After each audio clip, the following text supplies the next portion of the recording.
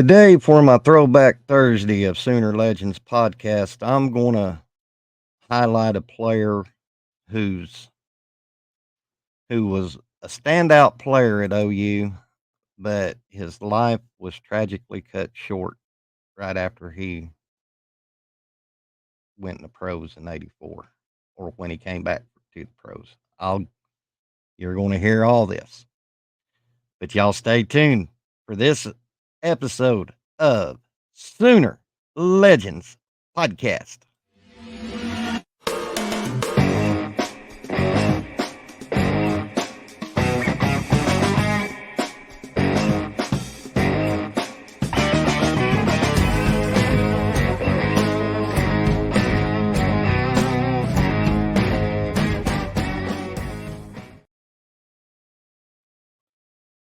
Well, welcome to this episode of Sooner Legends Podcast. I'm your host, Mike the Legend, and if you don't mind, if you're new to the channel, hop down and turn on smash that red subscribe button, turn on your post notification bells. That way, you won't miss any OU football related content that I will be loading in the future. And also, can you give me a like and give me a comment? It's little things like that that help small content creators such as myself push the algorithm of YouTube. And if you don't mind, share the video with your friends because, as we always say, sharing is caring. Well, at the first of the video, I stated that the player I'm going to be spotlighting today, he was a phenomenal player at OU, but his life was tragically cut short when he went after he went to the pros from the Canadian Football League, and that player's name is David Overstreet. One of, if you was to have me to sit down and say, Legend, give give me your top five all time halfbacks that played in Barry Switzer's Wishbone, David would be probably in the threes, three or four. He was good. But David came to us from Big Sandy, Texas, where he played at Big Sandy High School, home of the Wildcats, and he was a member of the Wildcats that won three consecutive state titles in the Class B division in Texas high school football, along with another famous NFL uh, name that you guys will know, him and Lovey Smith, who had coached it at uh at Tennessee, the Fighting Illini, Chicago. Uh, Lovey, uh, he was deep from what I gathered, he was a defensive end linebacker, and then one where I went and researched, they said he was a quarterback, but Lovey was on that same team. And in '75, uh, they won their third consecutive B state title, where the Wildcats went 14-0 with a then state record of 11 shutouts, outscoring opponents 824-15. The offense scored a steal national record of 114 rushing touchdowns, with David contributing 52 of those said touchdowns alone. Only once during that season did the Wildcats ever trail in a game, and that was when they trailed. They didn't say who they was playing, but in their state title game, uh, they were down 2-0 early in that contest, and like I said, they won their third state title. And from what I read, there were a lot of major scouts from different universities looking at David. And you're looking at a high school from what I gathered. His graduating class was 34. You know you good when you got major NCAA scouts coming to look at you, and especially in a small high school in Texas, because we all know Texas is the mecca of high school football. But David ultimately chose the Oklahoma Sooners, and he was highly recruited by what I gathered. But he chose to play for OU. Now, he was buried in those backs of, he came to us in 76, um, or 77. I'm sorry, his freshman year was 77. He came into that class that already had Elvis Peacock, Billy Sims, and Kenny King, to name a few. So he was kind of buried. But one of David's uh, crowning moments, from what I gathered, with Bill, him and Billy Sims were the best of friends.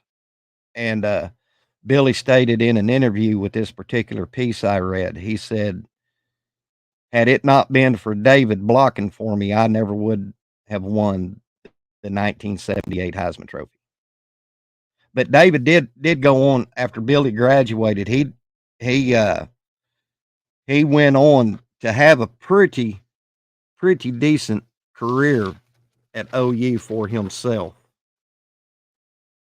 and perhaps probably one of the best memories that old Sooners like I have with David was October the 4th, 1980.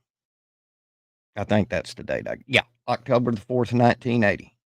We played Colorado at Folsom Field, and the leader of that squad was former Oklahoma head coach Chuck Fairbanks.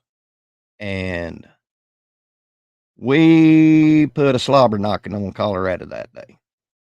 The final score was 82-42. And David, that particular game, had 258 rushing, uh, 258 yards on 18 carries with long runs of 84 and 53 yards.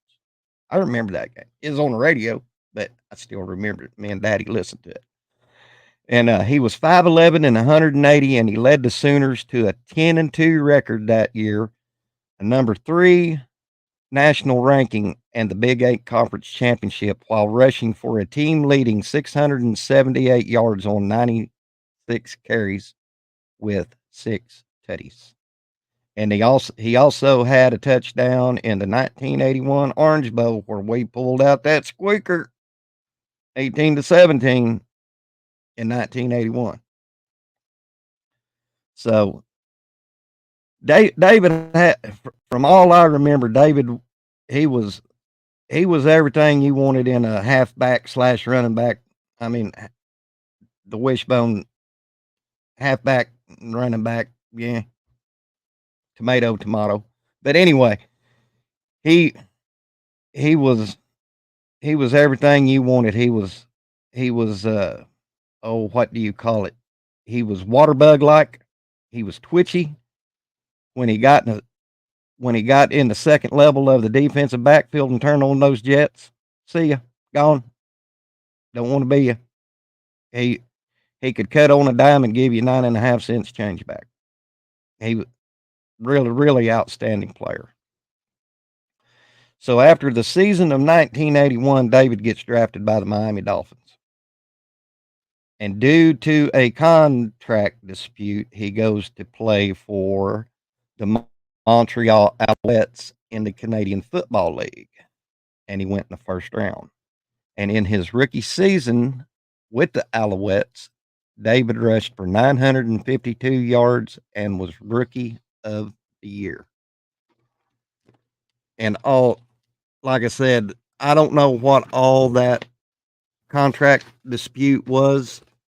Um, I just know there was a contract dispute with the Dolphins. Y'all can jump down, and if y'all know, y'all please tell me. And in 1983, David agreed to return to the Dolphins, and he displayed a lot of promise. He really did. Me and Daddy watched him. He was on Monday Night Football on some games and on Sundays, and he rushed for 392 yards in 14 games with a 4.6 yard average carry. So he was well on his way to being uh, a great football player in the NFL. But that was all cut short on June of 1984. David was driving home from Florida to his home in Big Sandy, Texas. And early that morning on Texas Highway 155, David fell asleep at the wheel and he crashed into a gas station, into the gas pumps, and an explosion happened, killing David instantly. And I remember that day like it was yesterday. Pretty sad around Sooner Nation and for the family. I mean, that's a tragic way to go, guys.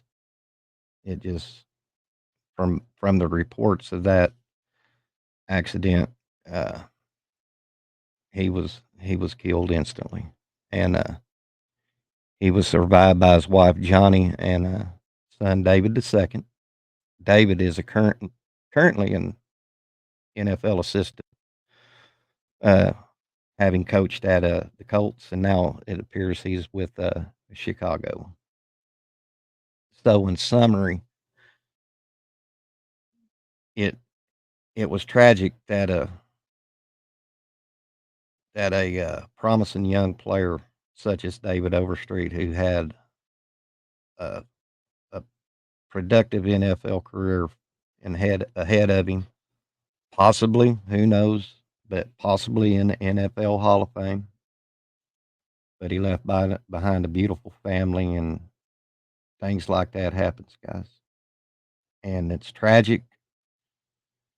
Uh, I this one hit me in my feels because David was one of post post Billy Sims. David was one of my favorite players at OU, and so he will always be remembered by me, and perhaps some of you older Sooner fans that's my age and older.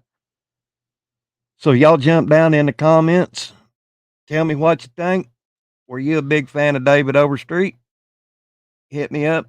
I'll certainly chop it up with you. Y'all have a great day. Be nice to one another. Don't say nothing you can't take back because you'll live to regret it. This is the legend. God bless and Boomer Sooner.